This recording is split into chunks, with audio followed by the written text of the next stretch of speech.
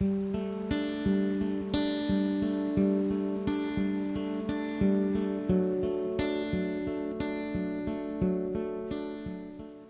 tying basically what I call an August dun. It's a fly I like to use towards the end of the season, as well as the beginning of the season. It can be extremely good, especially in dull days. But as the autumn comes in, late August into September, this is one of my favourite flies. Now all I do is really change the hackle. I want to lighten it up or darken it down. Now the hook this is a SLD partridge. It's a great wee hook. In this case it's a barbless hook. And it's a size 14. Now you could use a grey thread, or in this case I'm just going to use black. It's a uni in 8O. I'm simply going to start at the eye of the hook, put down a layer of thread halfway along the shank, remove the base piece, bring your thread halfway back up, and this will give you the position for the wing. Now the wing is deer belly hair. In this case it's been dyed, or dyed grey. Now it's a good colour. Now you don't need a lot, just going to give an impression of a wing. I'm going to stack it. Just remove the fine fluff. Got to remove the fine under fur. It'll stack much easier if you do that. Just pull it through your fingers or through a small comb. Put it into your stacker tip first. Just tap it on your desk, bring your stacker up, and you'll see the tips have all lined up, and then remove them. Now the length of the wing, you're looking as a balance the full length of the hook. So if you measure the length of the wing from the eye to the bend or the back of the hook, that'll give you your measure. So there it's there. Tie that forward of the eye, a couple of loose turns first, tighten up, and then what I do here is take the thread down about maybe 2 to 3 mil from the area where I've tied in the wing, and then break off the deer hair ends. These are the hollow ends, very easy to break off. The tips will be okay, don't worry about them, they'll stay on. You just got to practice doing that. You don't have to do it, you can cut it. I just like doing it because you can see you get a really neat finish. And then take your thread down. And obviously it's a barbless hook, but bring your thread where you would normally bring it down to with the, just imagine a barb being there, and that's where you would stop, or just before you get around the bend of the hook. For the tail, Coq de Leon, great, it's a lovely fibre. And this is the company, this is Hairline Dubbin. And the one I've got is called Coq de Leon Dark Speckled. Now, $6.99 this cost me, out of the Glasgow Angling Centre. Now the feathers, I get 12 feathers, which is a great buy. And there you are. So, I mean, you get different colours, slightly darker, or slightly lighter, a more red colour. But this is one of the ones I like. Now, and we take quite a few fibres off. Don't be shy, just use, especially for this size of fly. All I do is tie them on the top.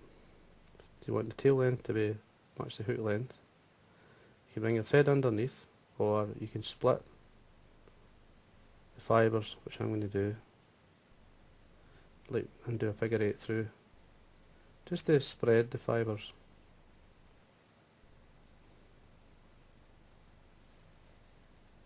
Figure 8 will always hold them apart,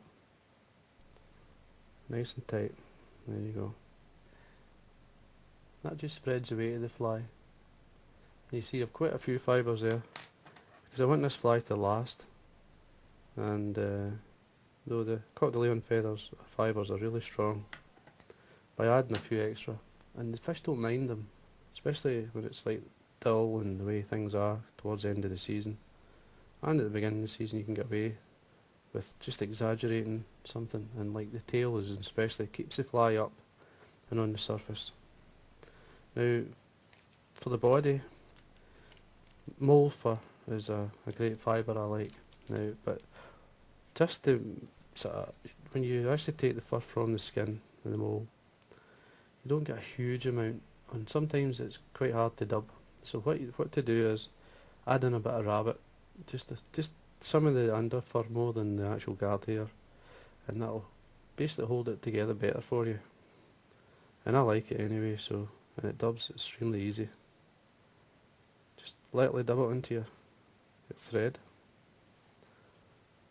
slide it up.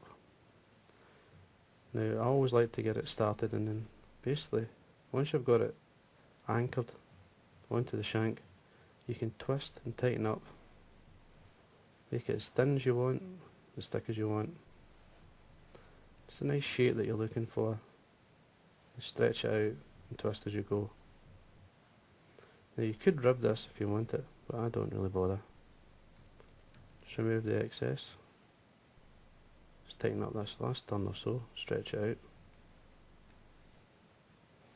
There you go. Now for the hackle, what I'm using, this is an Indian cape. It was basically a grizzle, and I've dyed it grey. You can't really see it too well there, but it's got a grey tinge through it.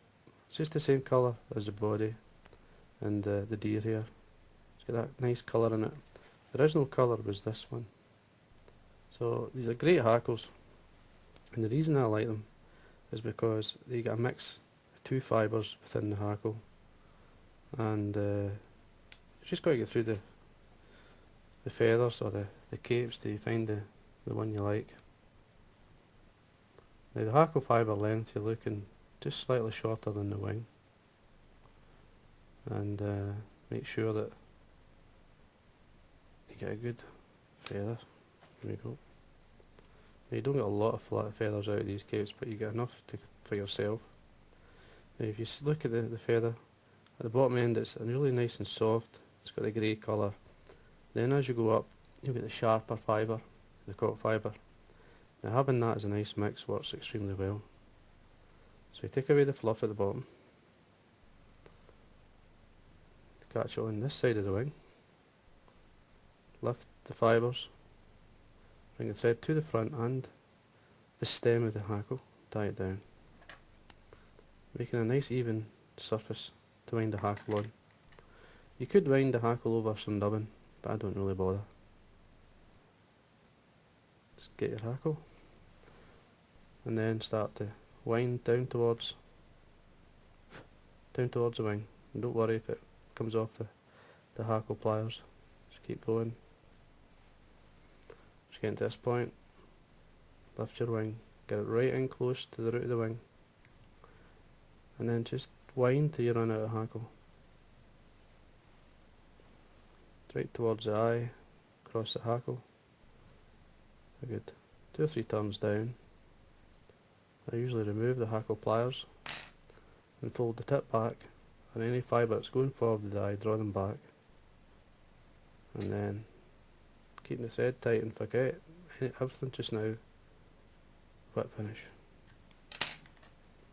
Trim away thread and just come in and find the hackle point and break it off. Now what I like to do here, because of the type of hackle it is, it's just ideal for lifting. You could trim underneath if you want, but I prefer just to pull the fibres up either side of the hook and into the wing. And there you are. Very simple fly. Just get it sitting so you can see it's at its best. Then a wee bit of varnish. And if you look at the brush I'm using, it's actually tapered, so you can get really in there. There was one of the members on YouTube encouraged me to taper the brush. I'd like to thank him. It makes a huge difference if you do that. And there you are. And that there is what I call my August done. It's a great pattern to have. Simple dressing. And I'm sure you'll catch fish on it. And any size. Tie it different sizes. Tie it even bigger if you want. I mean definitely bigger. And smaller. And you'll catch fish with different species coming off. Because on a grey day you want a grey fly. And there you go.